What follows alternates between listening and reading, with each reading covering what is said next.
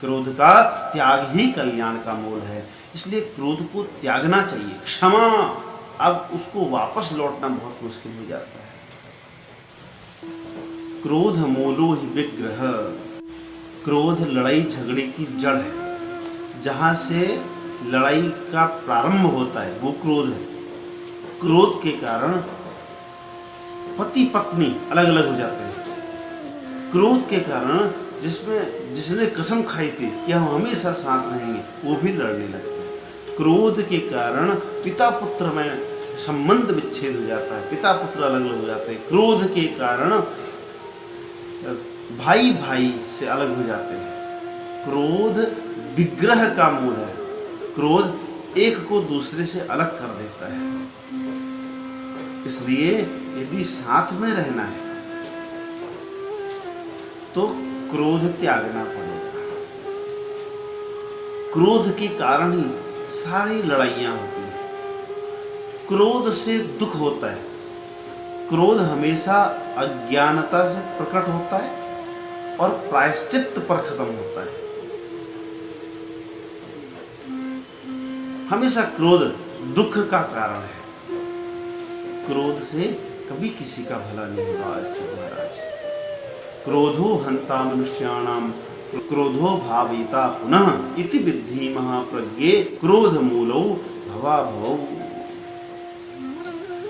अगर किसी को कष्ट किसी के कारण पहुंचता है, उसका मूल कारण क्रोध है।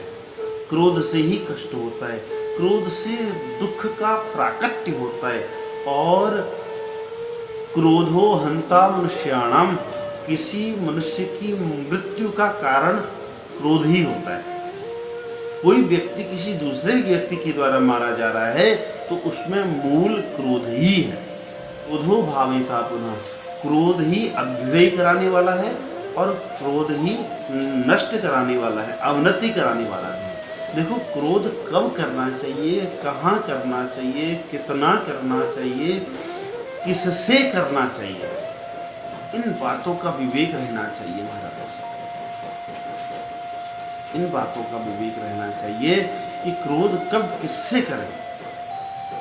मैं ये नहीं कहता कि क्रोध नहीं होना चाहिए, लेकिन क्रोध कितना होना चाहिए। जिस प्रकार भोजन में नमक होता है ना, उसी प्रकार क्रोध होना चाहिए। क्रोध किससे हो? श्री राम जी ने भी क्रोध किया है। क्रोध किससे हो? दुष्टों से हो, जो धर्म को त्रास दे रहे हैं, जो धर्म को त्रास दे रहे हैं, ऐसे लोगों पर क्रोध हो। जिनकी वजह से, जिनकी कारण से धर्म को हानि हो रही है, ऐसे लोगों पर क्रोध हो। और ऐसे लोगों पर क्रोध हो जो दूसरे को दुख दे रहे हैं, ऐसे लोगों को के ऊपर क्रोध होना चाहिए। लेकिन माता पिता भाई बंधु परिवार, हमारे अपने लोगों पर क्रोध करना मूर्खताई है। तो क्रोध अवनति का कारण भी है और क्रोध उन्नति का कारण भी है। यदि हमारा क्रोध सही दिशा में है तो हम उन्नति के मार्ग में हैं, और यदि हमारा क्रोध गलत दिशा में है तो हमारी अवनति का कारण हम स्वयं हैं। क्रोध सही दिशा में होना चाहिए। क्रोध आपकी दिशा और दशा दोनों बिगाड़ने में सामर्थ्यवान है। कामेश क्रोधेश रजोगुण समुद्भजा। ये क्रोध प्रकट कैसे होता है? कामना की पूर्ति नहीं होने के कारण क्रोध प्रकट होता है। ध्यायतो विषयान् पुंसः संगस्तेषुपजायते संगात् संजायते कामः कामात् क्रोधो भी जायते। हमारी बुद्धि किसी विषय का बार बार चिंतन करे, हमारी इंद्रियां किसी विषयों का बार बार चिंतन करे, तो वो इंद्रियां उन विषयों में लग जाती है, रम जाती है। अब उनको उन्हीं विषयों में आनंद आने लगता है और इनका संग अब उन विषयों की आसक्ति पर हो गया है। इसलिए अब कामना प्रकट हो जाती है कि वही विषय बार बार प्राप्त हो। कामना किसे कहते हैं? इदं मे स्यात् इति इच्छा काम शब्दिता। यह मेरा है, ये मुझको मिलना चाहिए, ये इस पर मेरा अधिकार है, ये मुझे ही मिलना चाहिए। ये जो भावना है, ये जो इच्छा है, इसको कामना कहते हैं। और दूसरी बात, जो नाशवान वस्तुएं हैं उनकी प्राप्ति की इच्छा ही कामना है। जो नाशवान नहीं है उसकी प्राप्ति कामना नहीं है। अर्थात नाशवान क्या नहीं है? भगवान नाशवान नहीं है, परमात्मा नाशवान नहीं है, ज्ञान नाशवान नहीं है, सत्य नाशवान नहीं है, परोपकार नाशवान नहीं है, धर्म नाशवान नहीं है। ये नाश रहित वस्तुओं से जो प्रेम है वो ही सद्कामना है। नाशवान वस्तुओं की इच्छा को कामना कहा गया है। अब जब ये नाशवान वस्तुएं प्राप्त नहीं होती है और हमको लगता है कि ये वस्तु मेरी है, इस पर मेरा पूर्ण अधिकार है, और जब मुझे नहीं मिलता तो क्रोध आ जाता है। जब लगता है कि मैं मानी हूं, मैं ज्ञानी हूं, जब लगने लगता है और कोई इसका तिरस्कार कर दे तो क्रोध हो जाता है। अर्थात कामनाओं की प्राप्ति नहीं होना ही क्रोध है, और क्रोध सभी अनर्थों का मूल है महाराज। इसलिए क्रोध से बचना चाहिए। क्रोधी मनुष्य ये नहीं जानता, ये नहीं विचार कर पाता कि उसे अपने से बड़ों से कैसे बात करना चाहिए। क्रोधी मनुष्य जब क्रोध में होता है तो वो विचार नहीं कर पाता ये मेरा श्रेष्ठ है, ये सम्माननीय है, ये आदरणीय है। इतना नहीं, ऐसे श्रेष्ठ मनुष्यों की वो हत्या तक कर देता है। क्रोधात् भवति सम्मोह। क्रोध जब आ जाता है तो सम्मोह हो जाता है। सम्मोह माने मूढ़ता, मूर्खता आ जाती है। तब कितना भी विद्वान मनुष्य हो, कितना ही ज्ञानी हो, कितना ही समझदार हो, कितना ही पढ़ा लिखा हो, तो व्यक्ति मूर्ख के समान व्यवहार करने लगता है, क्योंकि वो अपने आप में है ही नहीं, वो अपने आप में स्थित ही नहीं है। उस समय वो किस में चला गया है? वो क्रोध में चला गया, क्रोध के वशीभूत हो गया है। तो उसका अपने आप से कंट्रोल खत्म हो जाता है। तो जब मूर्खता प्रकट हो जाती है, सम्मोहात् स्मृति विभ्रमः, उससे क्या हो जाता है? बुद्धि नष्ट हो जाती है। बुद्धि किसे कहते हैं?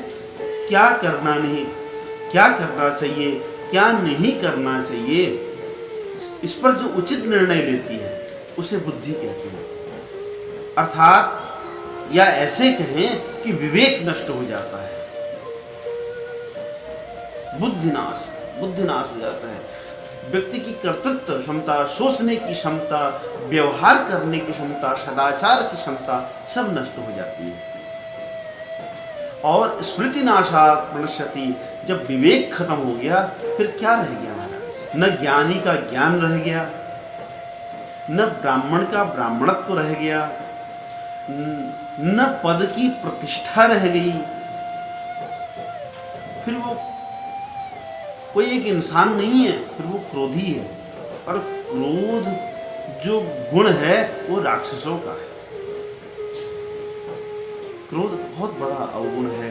हमारे शास्त्र कहते हैं काम क्रोध मद लोभ सब नाथ नरक के पंथ। ये नरक के रास्ते हैं। क्रोध के मार्ग पर चलते चलते एक दिन हम नरक में चले जाएंगे। क्यों? क्योंकि क्रोधी व्यक्ति से पुण्य तो हो ही नहीं सकता। क्रोधी व्यक्ति से पुण्य क्यों नहीं हो सकता? क्योंकि काम एष क्रोध एष रजोगुण समुद्भव।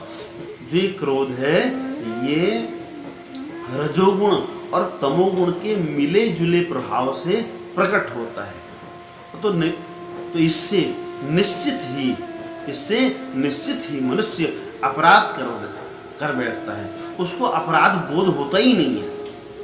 उसको ये पता नहीं चलता कि मुझे क्या करना है, क्या नहीं करना है, क्या पाप है, क्या पुण्य है, क्या सदाचार है, क्या दुराचार है, सब भूल जाता है। इतना ही नहीं, इतना भी देखा गया है जो क्रोधी मनुष्य है वो कभी कभी अपनी भी हत्या कर देता है। आत्मा को तो कष्ट होता ही है क्रोधी व्यक्ति के, लेकिन कई बार वो अपने आप को इतना नुकसान पहुंचा चुका होता है कि अब उसको वापस लौटना बहुत मुश्किल हो जाता है। इसलिए क्रोध का त्याग ही कल्याण का मूल है। अब क्रोध नष्ट कैसे हो, इसके लिए कोई दवा, कोई गुण विशेष है क्या? हाँ, क्रोध की एक ही दवा है, क्षमा। जिसने हमारे प्रति अपराध किया है उसके प्रति क्षमा भाव हो। क्षमा बहुत बड़ा गुण है जिससे क्रोध पर विजय पाई जा सकती है। बहुत प्रयास करने के बाद भी यदि क्रोध को हम अपने बस में नहीं कर रहे, क्रोध हमारे बस में नहीं हो रहा है, क्या करें? अनेक प्रयास कर लिए, बार बार प्रयास कर लिए, लेकिन क्रोध हमारे बस में नहीं होता है, तब क्या करें? तब नारद जी कहते हैं, तदर्पिता अखिलाचार सन काम क्रोधाभिमानादिकम तस्मिन्नेव करणीयम।